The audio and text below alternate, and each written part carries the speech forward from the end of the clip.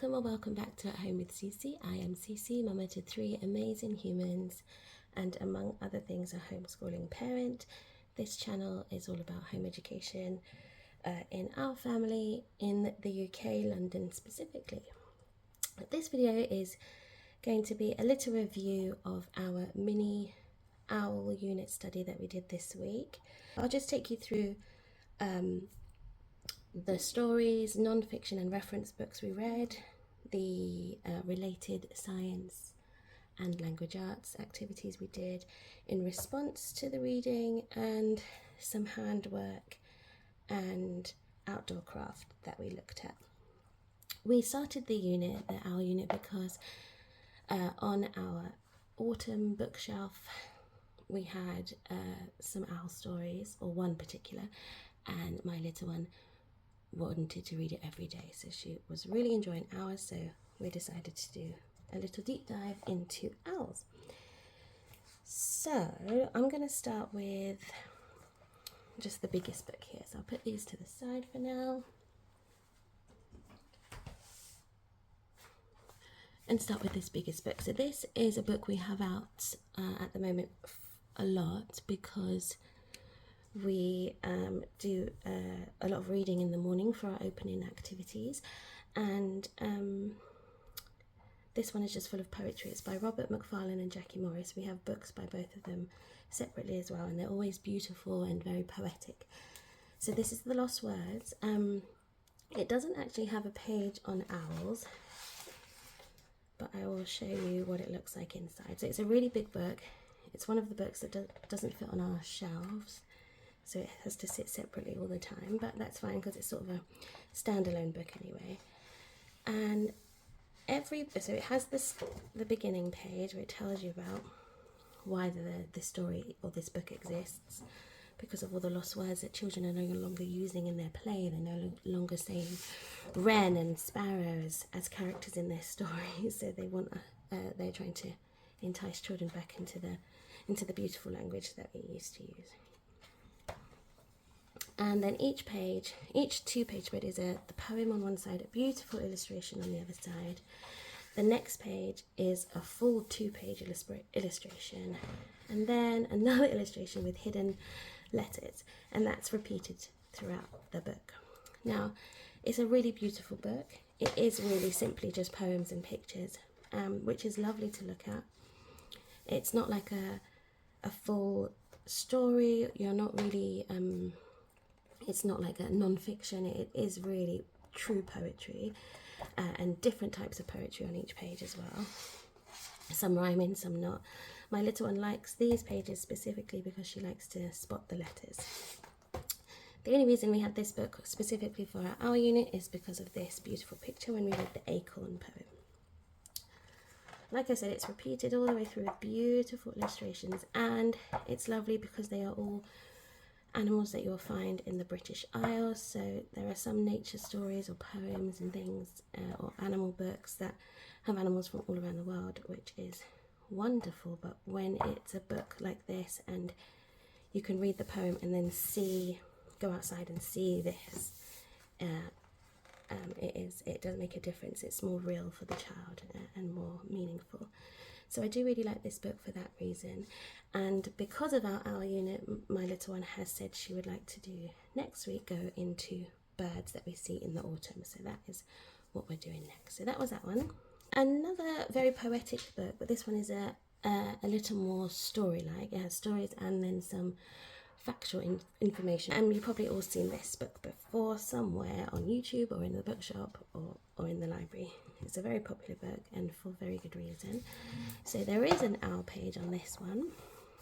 This is the page that we looked at, the barn owl. And it tells you a little bit about the barn owl, and then it takes you through almost like a day in the life of a barn owl. And we used this book, we read it, we had it open on our book bench, our unit study book bench, the whole week, and we would refer to the pictures or things that we read in it previously in our follow-up science or language arts activities. So when we were talking about talons, I would point to this picture to say this is how This is why the birds have talons like that, because they need to be able to grab their prey. We talked about the feathers and watching how they swoop. So it's a really lovely book, and you can read it over and over again. It does not take up too much time. Really pretty illustrations, and it really worked, and we really like this one. This is the Anthology of Intriguing Animals by DK. Really pretty gold leaf page and hardback book.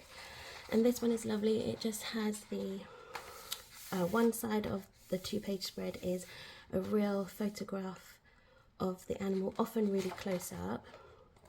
Let me show you some more. Really gorgeous, high quality. You can really see like all the details on the animal. It's so interesting. And then an illustration with acorns again, so it's sort of linked to the Lost Words book, where we see acorns and owls together. Again, it's an easy read. It's a quick morning read. Every morning we would read about the owl and then go on to do an activity or some more reading. Yes, it gives you a little background, like a little history rather, of the owl, something that they do, but it is very, very minimal, which is perfect for my little one's age and attention span, although she does have a really good attention span. When we're doing a lot of things at once, just a little look into owls, just a quick look, and then studying the image, talking about how the feathers, the owl's feathers are still very soft, rather than like a duck's feathers where they're smooth and waterproof, and owls are very soft so that they can fly without flapping and can fly silently so they can catch their prey more easily. So again, this was just a nice one to look at every day to remind us and to see the beautiful owl. Again, I had it open on our book bench.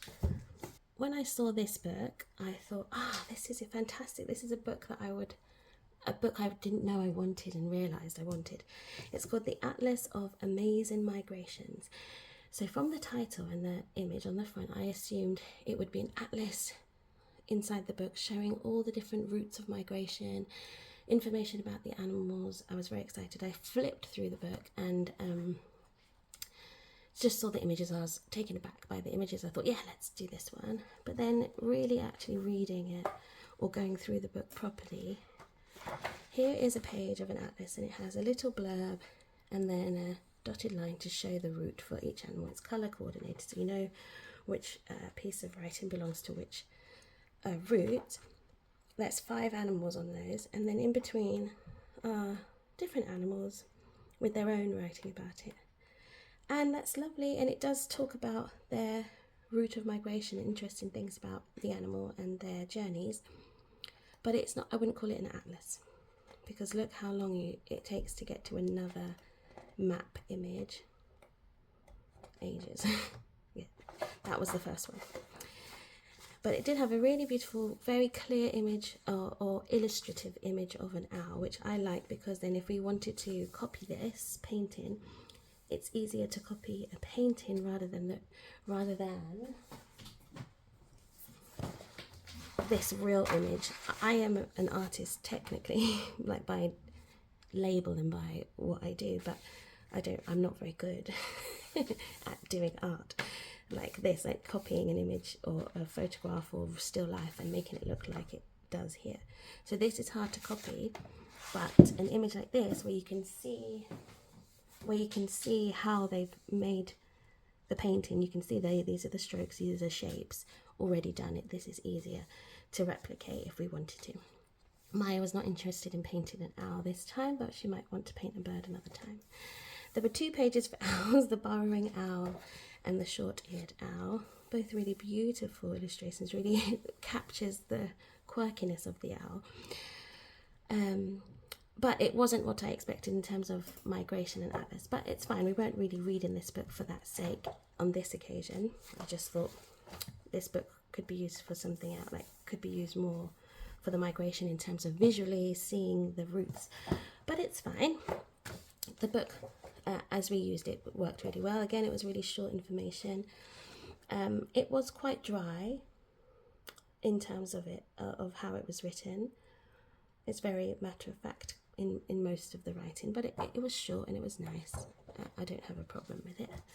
This little book of woodland bird song. So it's one of those sound books that my little one loves. She's had all the nosy crow sound books where each page has a different sound for, I don't know, baby animals and the nutcracker and things that move, like transport things. So she loves sound books still.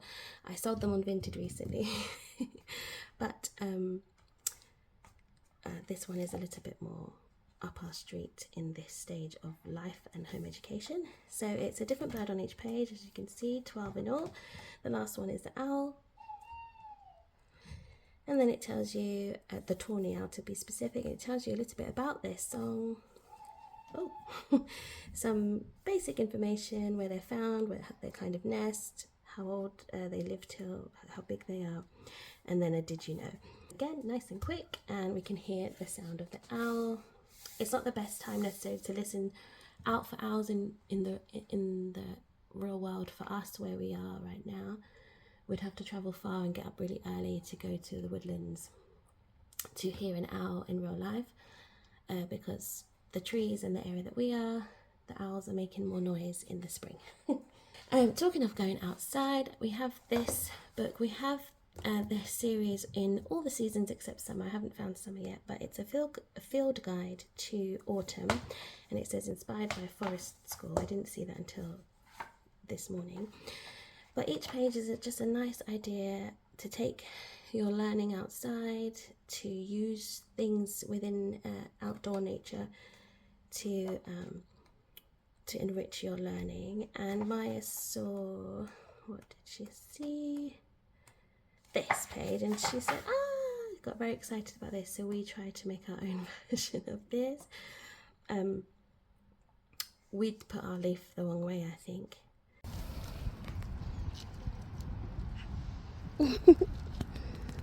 This is my owl. Here, but this book is really lovely. It's small enough to take with you when you're going out to the forest or just in the garden. It can fit in your bag, and each page is really lovely, really nice information and great ideas.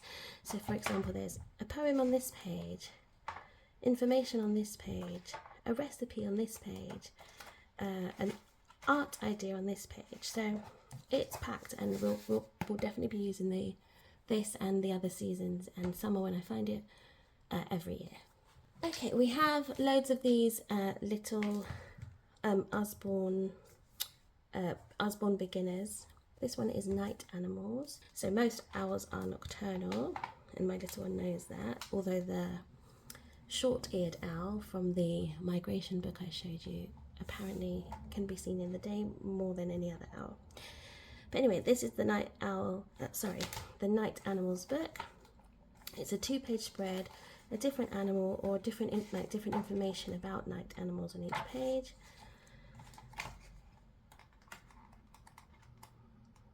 I think owls are the only one that had their own. Oh, owls and bats and bush babies and hedgehogs.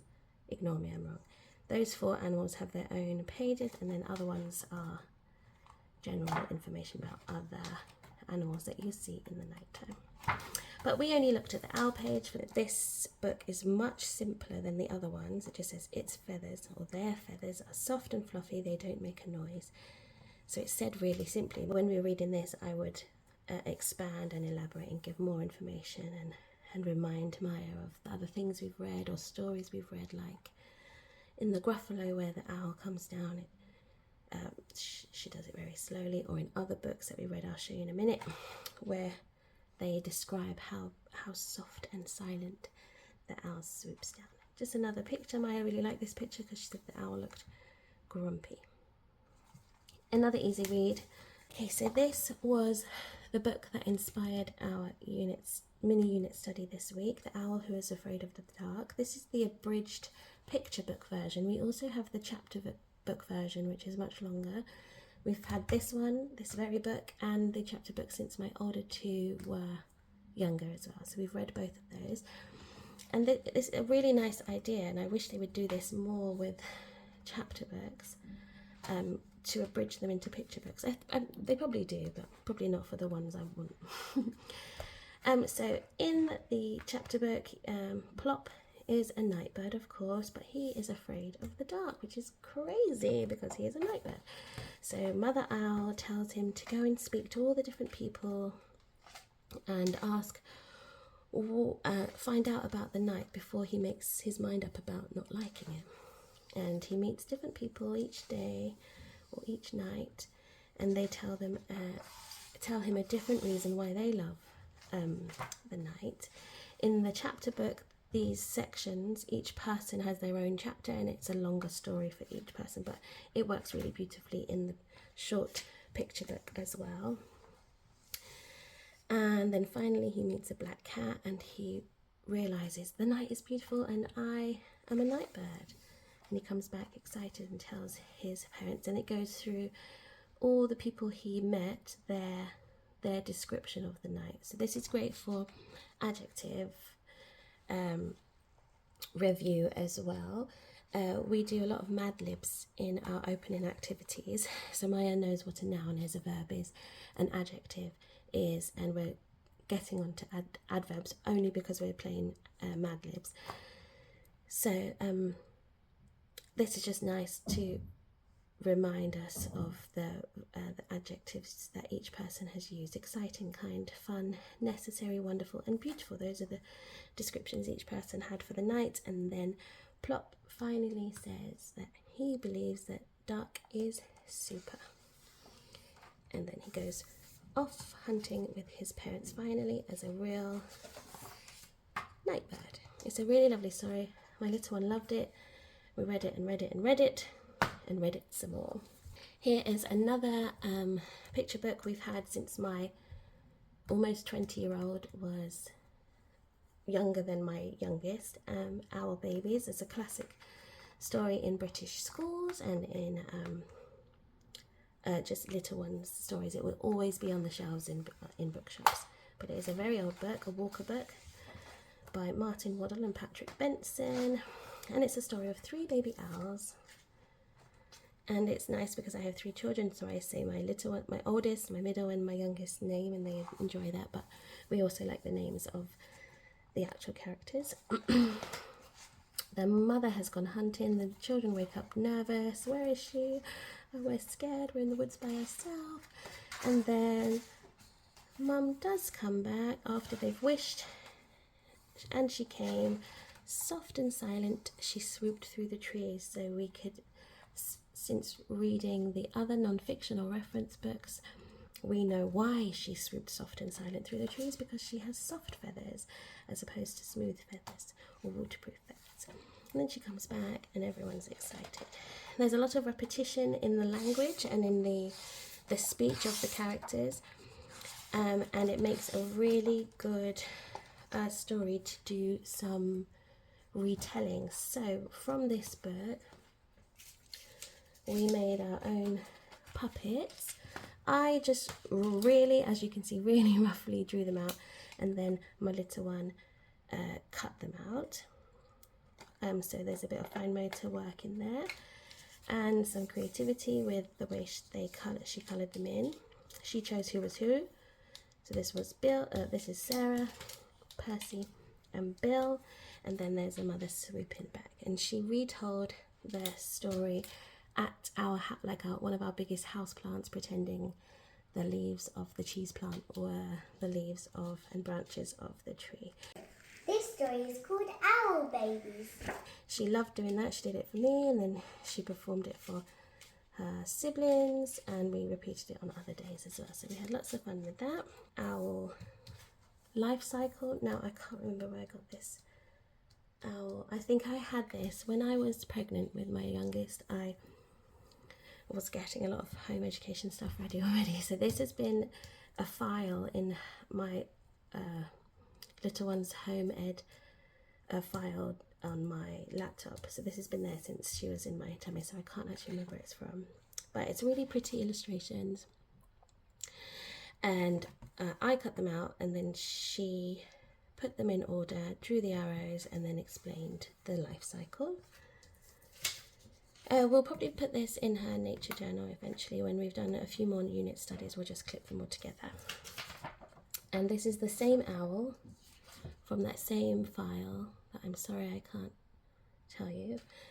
And we just did the anatomy of the northern spotted owl. We chose the northern spotted owl, or it worked really well rather, because at the same time our main lesson block at the moment is North America. We're looking at North America generally. So this is a North American owl. So we used the key at the bottom. We could have cut these out and then stuck them on, but it was an opportunity to work on our writing. We read each one, and then she told me where each one goes. So when we read crown, sounded out crown, and then she worked it out that the crown was obviously on the head, and then wrote it out. And she looked at the spelling for each word to make sure she was doing it right. She could spell this one herself, and this one without looking, and this one without looking. But it was good practice in looking and spelling and reading. We changed facial disc to face because that one was easier to explain in terms of spelling, because this is a sound, the sh of CI one we of course haven't got to yet. And the final handwork activity we did was making this little person called Cici. So I had pre-cut the shapes for my little one, and I had sewn the face, the eyes and the nose on, so this piece was separate but as a whole.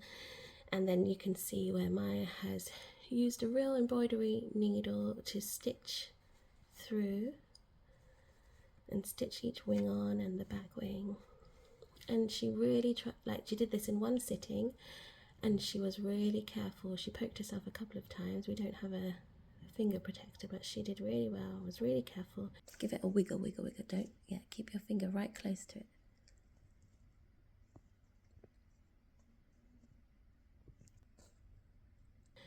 And she stuffed it with some just some facial tissue. We didn't feel the towel very well, but she was very, very proud. I made an owl teddy. Look at you. And called her owl Stitchy.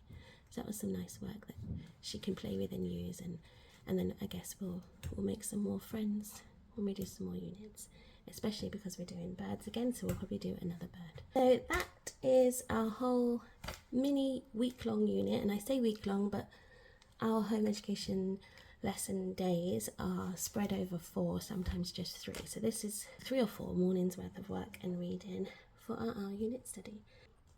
Okay, so that is all I have to show you from our mini owl unit study from the past week.